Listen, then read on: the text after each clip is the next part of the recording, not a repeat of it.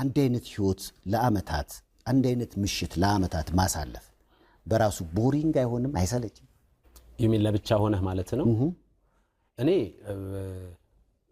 ትልቁን ነፃነቴን የማገኘው ለብቻዬ ስኖር ነው ለብቻ መኖርን በጣም ወድ ሰው ነኝ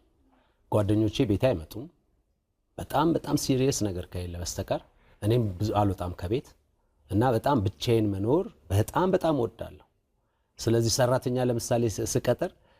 በትችልና ዛ መኖር እንኳን ፈልጋለሁ ብትል ፕሊስ ተመላላሹኝ ነው ማለት ማለት ነው ብቻ ለምን ካለ ፍላጎት ስለዚህ የለመድኩት እንደዛ ነው ውሾች አሉኝ እና የሆነ በጣም የራሴ ነፃነት አለኝ ገብቷል አባባሌ ስለዚህ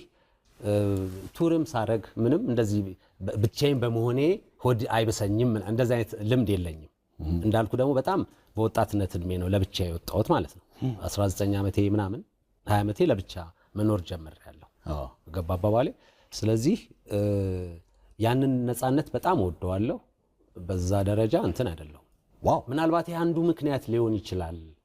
ከግንኙነትም ያራቀ ለምን ይሄን አሳልፎ መስጠት ለኔ በጣም ከባድ ነው